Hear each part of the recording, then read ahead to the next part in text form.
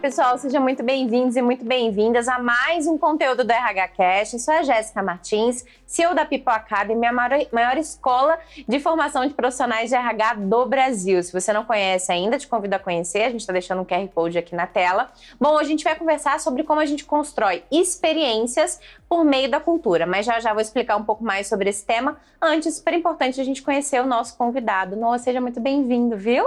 Se apresenta pra gente, para quem ainda não te conhece, conta a tua história, fala da sua empresa, então a gente começa aqui o nosso papo. Muito obrigado. Bom, eu sou o Noah Scheffel, uso os pronomes ele e dele. Sou um homem trans, um homem negro de pele clara, autista, mãe de uma filha, pai de outra filha. Trabalho aí com diversidade e inclusão, recursos humanos. Sou fundador e CEO aí do Educa Transforma, que é uma startup de impacto social para a inserção de pessoas aí de grupos subrepresentados dentro do mercado de trabalho.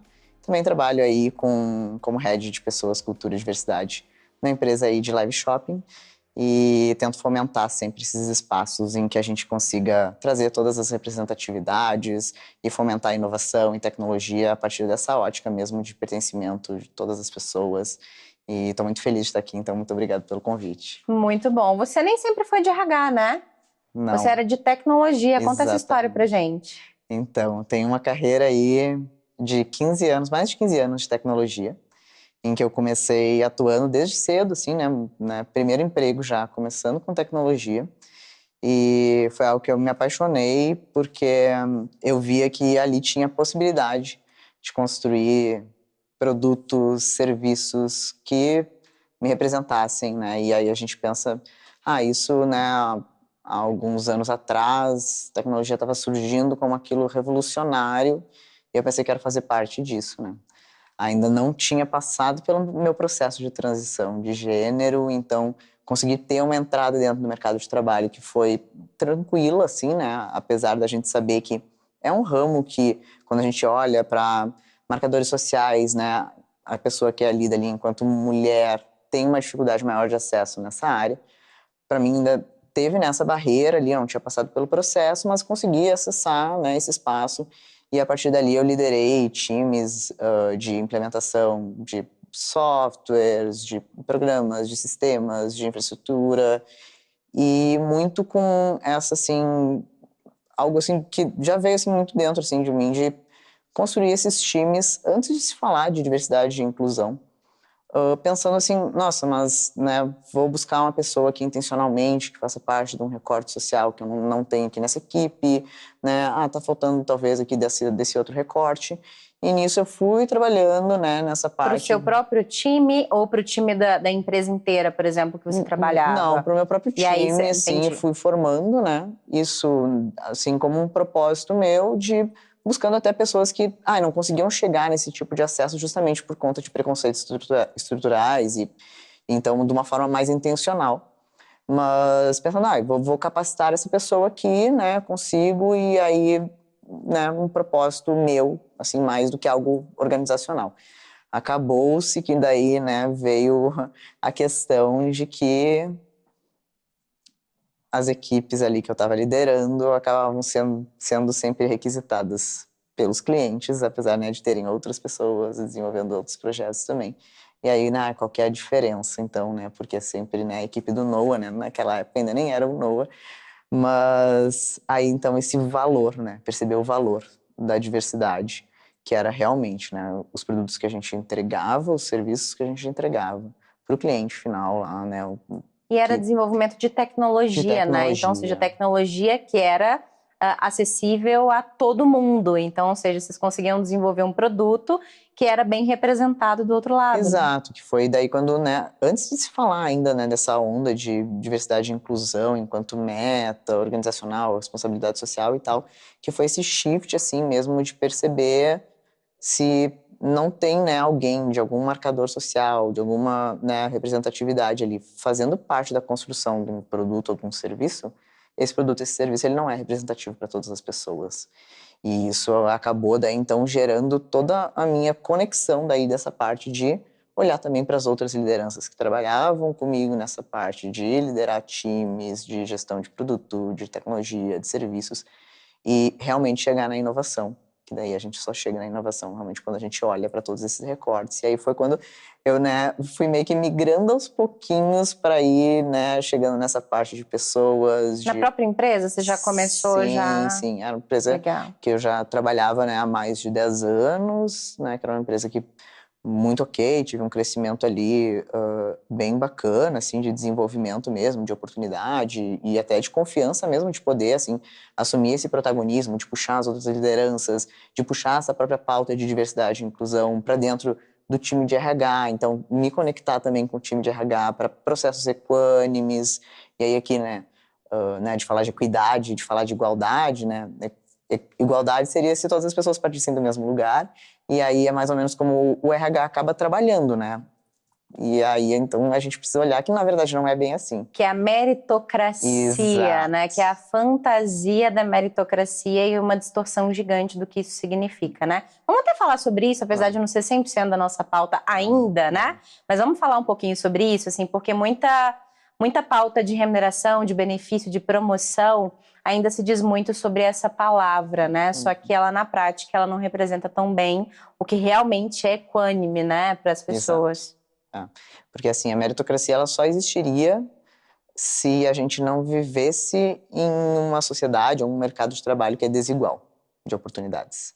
Então, né, já que existe essa desigualdade, a gente não pode falar de meritocracia, né? A gente tem que comparar os comparáveis.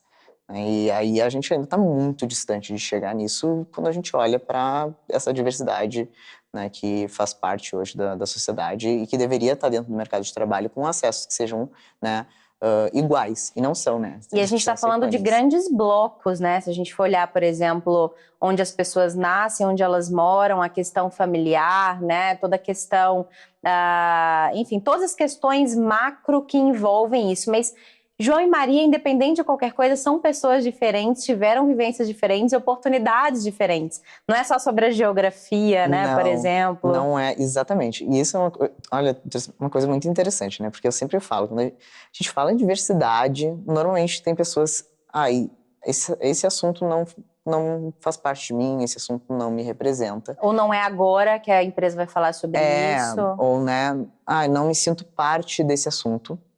Mas, na verdade, é porque existe um entendimento errado sobre diversidade.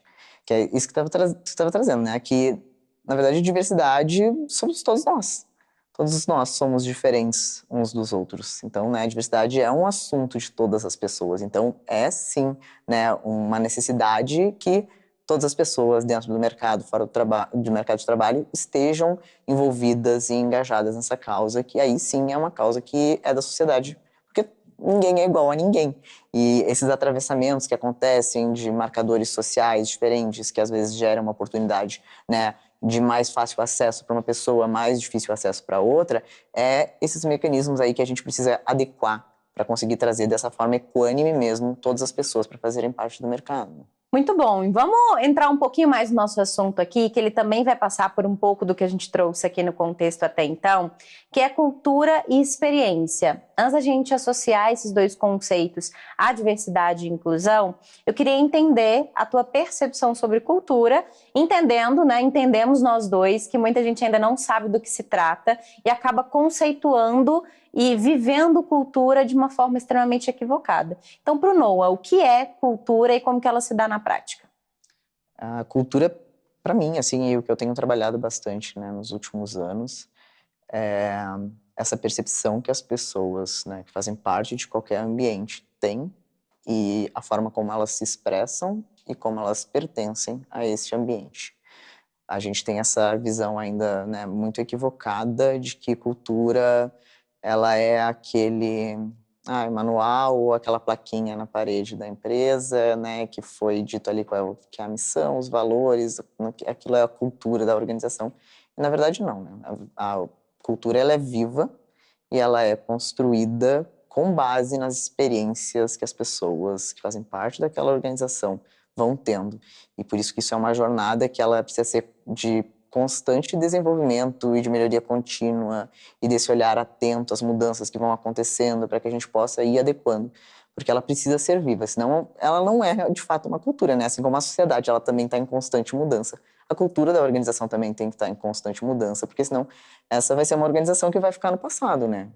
Algo que realmente não vai refletir o senso de pertencimento que as pessoas, né, precisam ter com a organização, e de se sentirem ali representadas, de se sentirem num ambiente psicológico, né, de segurança psicológica saudável, de conseguirem trabalhar dando o seu melhor, de que essas diferenças, elas, por conta desses mecanismos de equidade, não sejam, né, levados para um lado negativo e elas consigam ali realmente, né, se dedicar. E isso sim vai gerar, vai moldar essa cultura e vai realmente daí trazer resultados muito positivos para a organização, né, que é realmente chegar nessa parte em que a gente chega num diferencial competitivo frente a organizações que ditam ali algumas regras, colocam algumas ali, né, alguns tópicos dizendo, cultura é isso, isso e aquilo, e, né, o nosso fit cultural é isso, isso, isso e aquilo, o que acaba gerando uma bolha, e aquela bolha não vai ser representativa, né, para a sociedade.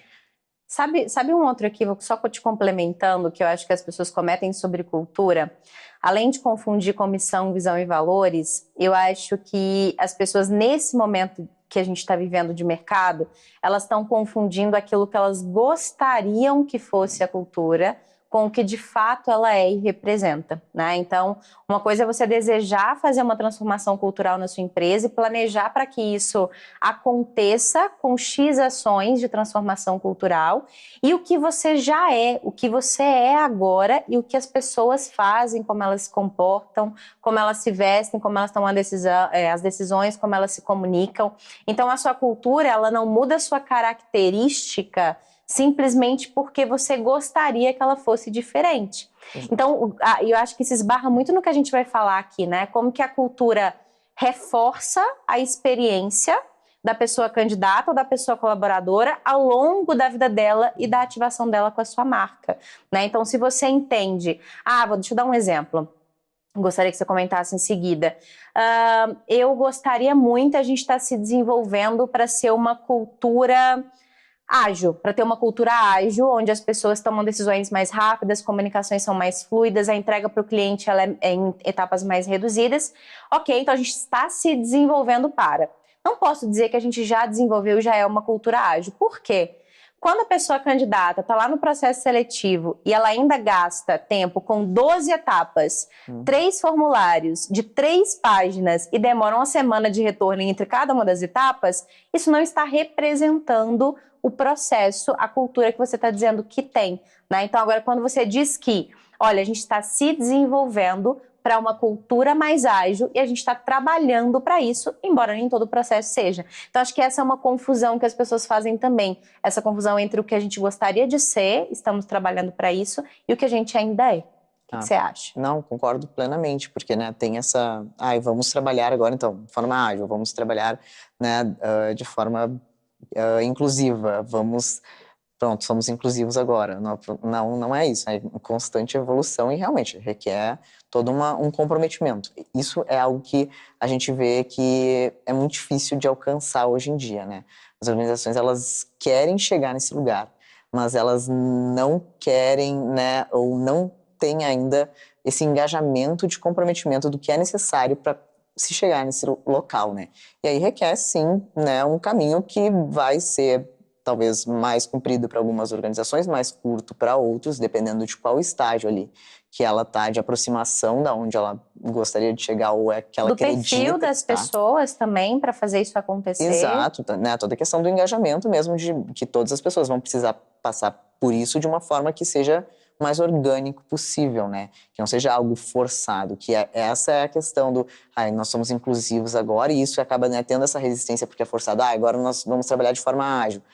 É forçado. Então, né, essa questão de vir assim, o top-down e não trazer as pessoas, né, em colaboração para construir junto, acaba sendo um erro, porque vai ser muito mais demorado de chegar nesse lugar, vão ter pessoas que não vão entender o motivo, vão ter pessoas que não vão se sentir engajadas. As pessoas vão continuar se comportando como antes, ou seja, a cultura nada vai mudar. Aquilo ali, exato, né? Porque ela, né, as pessoas são, né, formam a cultura, né, a cultura são as pessoas ali da organização, então é algo que, se a gente não começar pelas pessoas, né, que eu sempre falo, né, as pessoas, é o final, mas é o começo, né? Então, é de pessoa para pessoa. E aí a gente tem diversas metodologias, diversos processos nada vai adiantar pegar, né, as melhores metodologias de mercado, melhores benchmarks e tudo mais, se a gente não olhar para as pessoas, olhar para o cenário que a gente tem e pensar, qual que é a melhor metodologia para eu conseguir chegar nessas pessoas, esse é o perfil de pessoas que eu tenho aqui dentro enquanto experiência, o que essas pessoas estão sentindo enquanto clima organizacional, né, o que eu posso melhorar de forma com que elas se sintam mais representadas, de forma que elas se sintam mais escutadas, que elas tenham um papel de protagonistas mesmo, que seja, né, não apenas nos cargos pelos quais elas foram contratadas, mas sim de protagonistas, de promover a marca, né, de uma forma que, eu quero fazer parte deste local, né, este é um local que me representa e é um local que eu quero permanecer trabalhando porque eu me sinto conectado com o que eu vivo aqui dentro, né, que é essa cultura. Por isso que eu não falo nunca, né, na questão ali e o RH fala demais, né, como atrair e reter talentos, né? Porque entra naquela coisa, guerra de talentos e tudo mais. E quando entra em diversidade ainda fica um pouco mais difícil, porque daí são, né, recortes específicos. Então, por mais que seja uma maioria da população, é uma minoria que teve acesso a chegar em cargos e tal. E aí a gente acaba só fomentando um turnover que não é saudável, porque a gente não investe na inserção desses recortes, né, desde uma parte, né, ali mais júnior para um desenvolvimento. Então, quando a gente olha ainda para a diversidade e inclusão, isso fica mais difícil da gente alcançar. Mas é algo que a gente precisa fazer desses esforços, assim, se a gente realmente quiser, né, de uma forma comprometida, que essas pessoas se sintam representadas, se sintam escutadas, se sintam pertencentes, e a gente pare de tentar reter talentos. Gente, assim, esse negócio de reter talentos Essa não é palavra legal. devia ser proibida, gente. Retenção de talentos devia... Eu tenho certeza que muita gente assiste a gente aqui. Eu quero fazer um desafio, assim. Tira isso do seu vocabulário, né? Tira isso da sua rotina, tira isso das suas conversas. Porque retenção, se você vai olhar no dicionário, Exatamente, né, é o que eu significa digo. algo... Segurar, prender, a força e tudo mais. E não é isso que quem que quer passar por isso, né, enquanto pessoa colaboradora de uma organização, ou qual organização quer fazer isso com alguém. Então, Você substitui pelo quê? Eu vou te contar pelo que eu substituo, mas o retenção você substitui pelo quê? Pelo pertencer. Legal, eu também uso nessa linha do pertencer e do engajamento, né? Então, na minha visão, você não tem que reter os talentos, você tem que trabalhar em motivos para que as pessoas queiram permanecer na sua empresa por vontade própria. E se elas querem permanecer na sua empresa por vontade própria, é porque elas estão engajadas e sentem que são pertencentes àquele lugar. Perfeito. Né? Então, assim, não é reter as pessoas, é como eu trabalho para que elas tenham motivo para estar ali, né? Exato. E esse é o papel, realmente, né, do RH como um todo. É olhar para a pessoa, né, desde o processo de entrada, que a gente vê que o processo de entrada, ele já vem, né, errado, porque ele é um processo de entrada que existe desde sempre, que não é equânime, que não vai trazer, de fato, o que a gente quer construir enquanto cultura. Então, é uma outra pauta que eu falo muito, assim, a gente precisa destruir a forma como a gente faz recrutamento e seleção atualmente e começar de novo.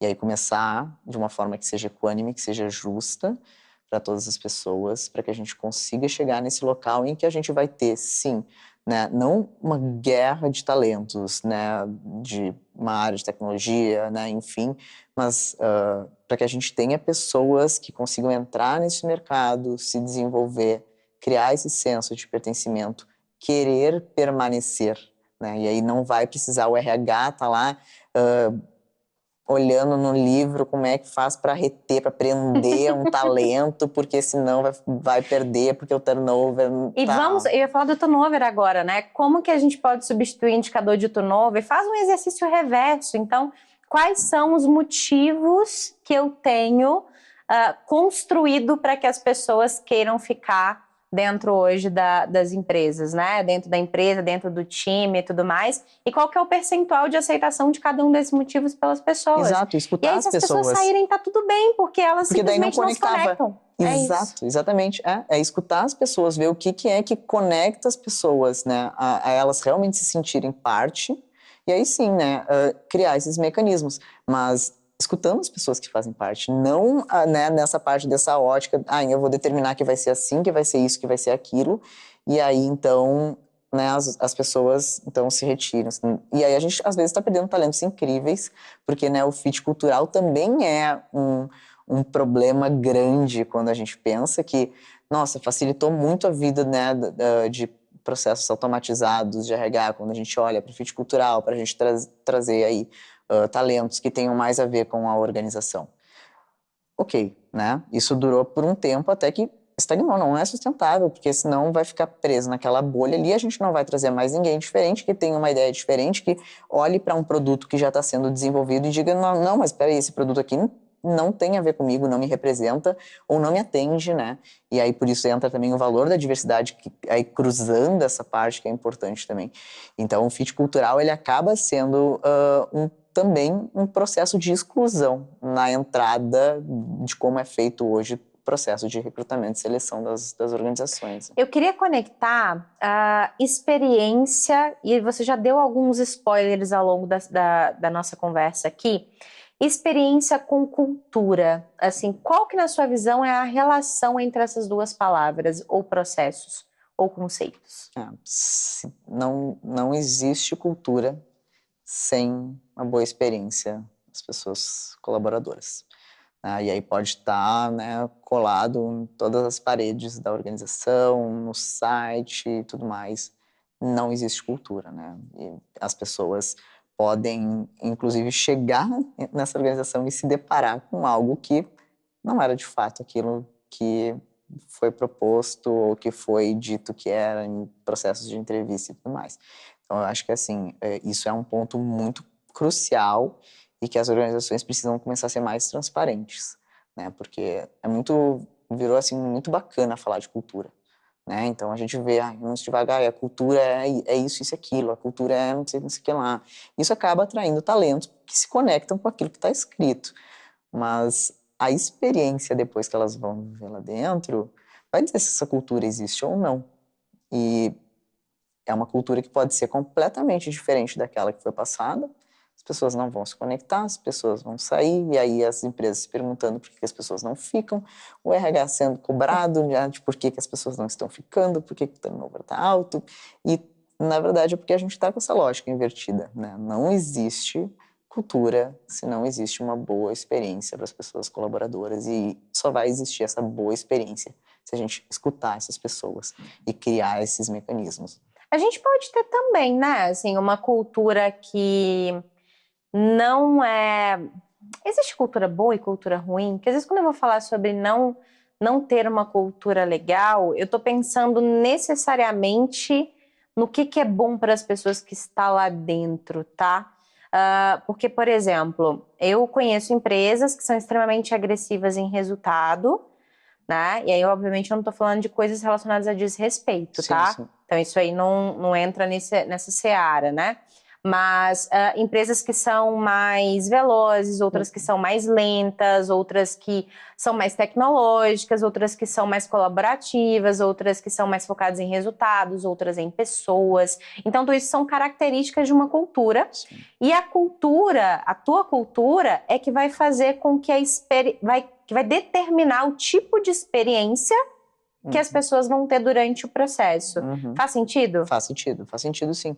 Porque, na verdade, isso também assim como as pessoas têm o seu perfil, né? A organização também tem. E aí é esse que é o match, né? Que acontece, ou que deveria acontecer, né? Quando se alinha ali o que é, né, a cultura da própria pessoa, que está, né, gerando ali essa cultura viva da organização, com o que a organização tem ali de perfil e que aí sim pode ser de diferentes fatores aí, com diferentes perspectivas, né, essas mais voltadas a resultados, mais voltadas para um lado humanizado, mais, né, diferentes perfis. E é realmente, né, tem espaço para as pessoas no mercado de trabalho. O que está faltando é realmente encontrar esse alinhamento, fit, né? que é esse fit de perfis, porque a gente ainda está olhando e publicando cultura de uma forma incorreta, né? A gente não está passando a realidade da organização, porque a gente está mirando muito na questão de guerra de talentos, de tentar atrair... Preciso parecer competitiva ou competitiva, dizendo que eu sou igual fulano. Exato, né? E aí o diferencial competitivo aqui eu tenho que dizer que a minha cultura é desse jeito, aí as pessoas vão vir para cá, mas não Mas tem um tanto de adianta, gente que não se conecta também com essa cultura, né? Exato, e é uma coisa que acaba sendo ruim para todo mundo, é ruim para experiência de toda pessoa candidata, né? Imagina, né? Passa por diferentes etapas acreditando que vai entrar numa organização que é de uma determinada cultura.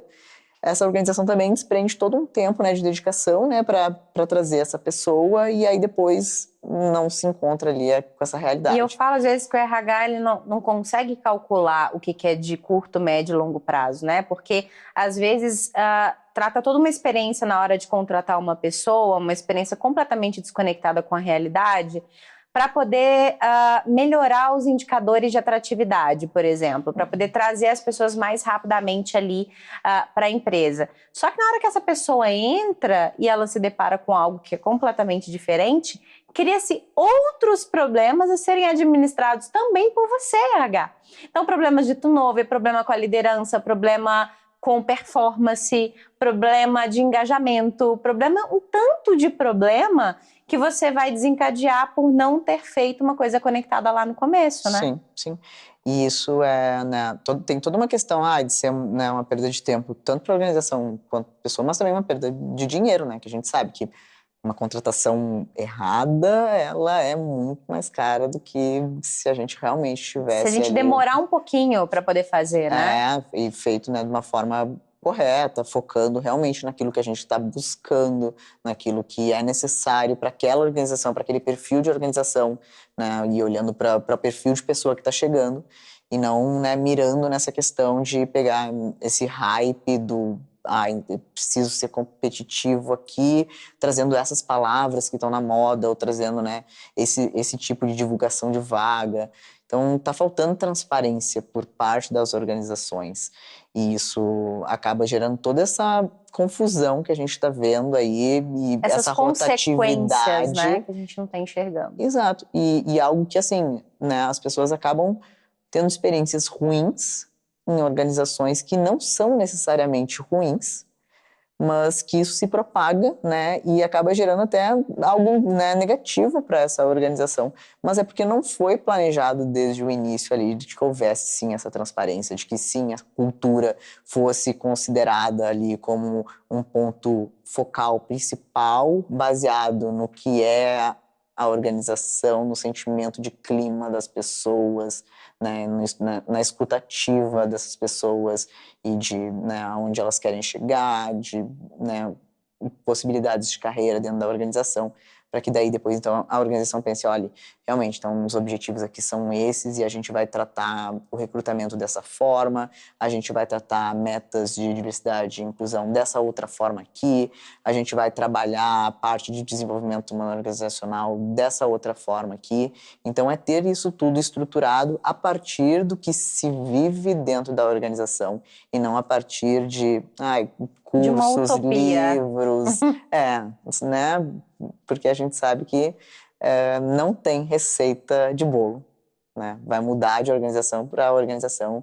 Vão ter organizações que vão estar mais próximas umas das outras por, né, questão de mesmo nicho de atuação, mesma quantidade de pessoas colaboradoras, mas ainda assim cada organização precisa, né, se basear... Entender sua individualidade, Exato. Eu diria. Muito bom. Queria só trazer um ponto para encerrar esse assunto. Eu queria falar um pouco sobre sustentabilidade. Eu sempre não, tem uns 4 anos que eu falo bastante o quanto cultura é o que é uma linha transversal em jornada, tá? Então, de pessoa colaboradora ou de pessoa candidata, né? Ela quem vai determinar quais são as mensagens que você vai passar em cada um dos seus processos de RH. Então, entender a sua cultura não dá em tese, tá, gente? E na prática também, talvez por isso tem muita gente que está embolando aí as coisas. Mas não dá, definitivamente, para você construir processos de gente de forma desconectada da cultura.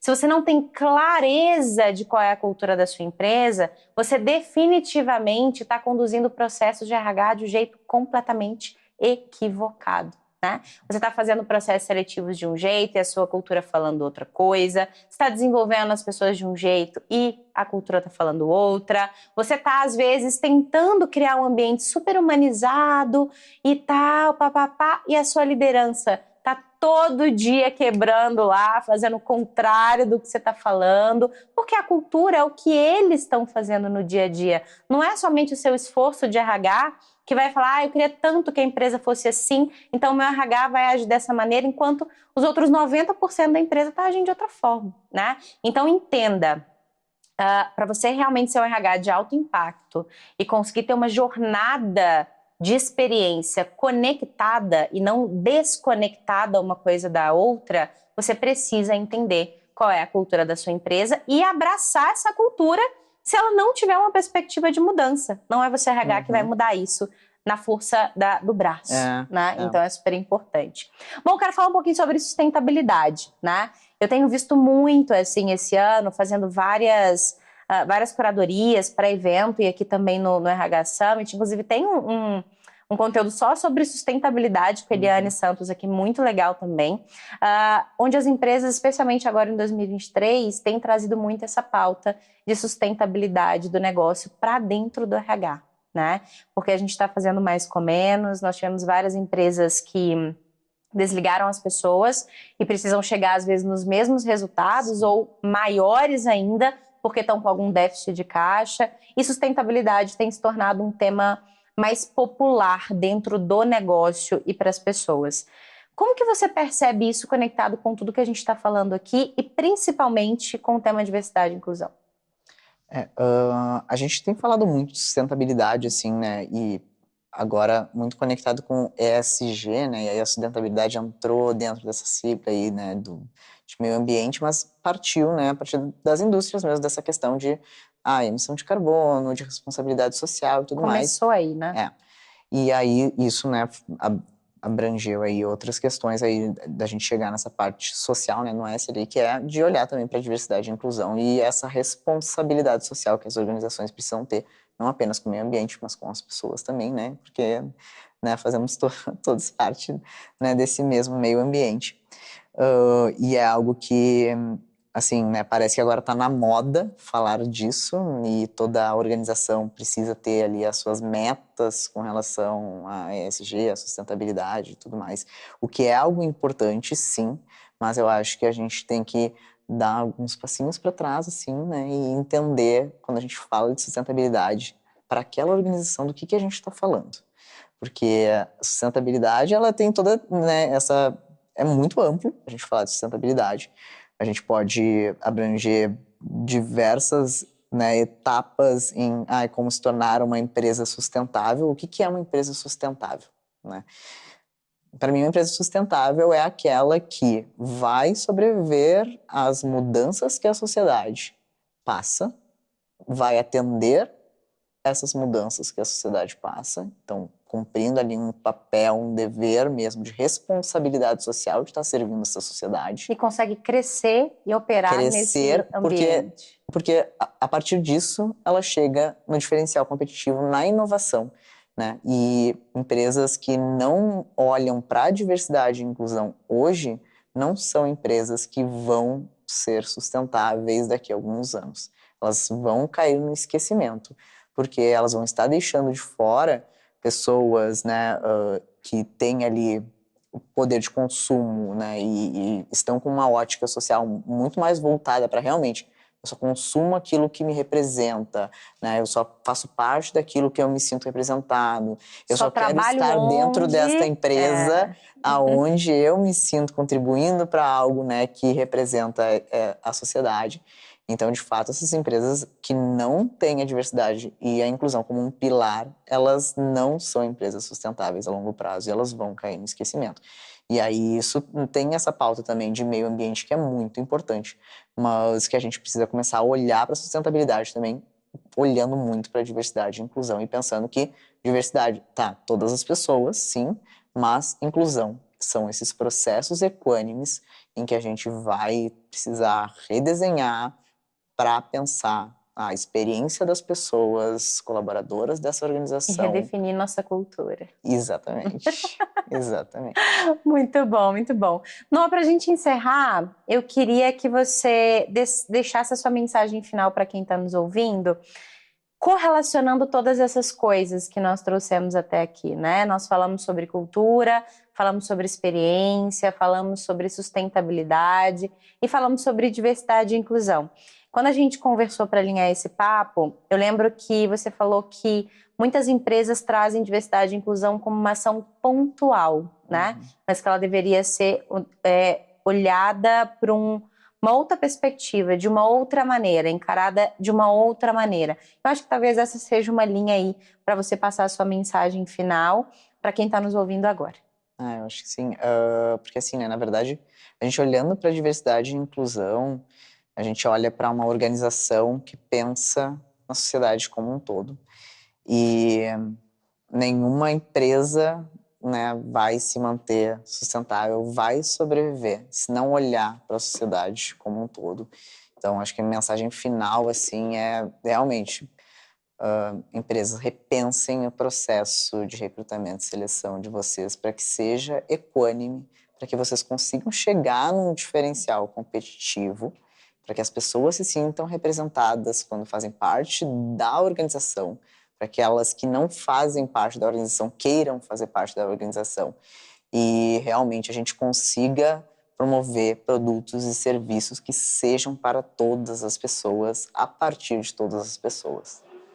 Muito bom, Noa. Vou te deixar um presente para a gente encerrar. Presentinho aqui da Flash. Eu vou te dar um Flamengo também, tá? Para você levar para suas filhas. São filhas, duas mulheres? Sim. Para suas filhas. Você acha que elas vão gostar? Sim.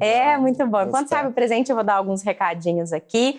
Gente, contar para vocês que para você receber a notificação toda vez que eu postar um novo vídeo aqui, é super importante você se inscrever no canal. E, poxa, gratidão também, né? Você tá aqui até agora, eu tenho certeza que é porque você tá gostando muito de tudo que a gente tá trazendo aqui no nosso RHCast, que tá na 5ª temporada. É transmitido pelo YouTube, é transmitido também Spotify, Deezer, Apple Music e outros. Então é só dar o seu like, compartilha para outras pessoas, compartilha aí no Instagram, no LinkedIn, conta sobre a gente e se inscreve, é menos de 2 minutinhos.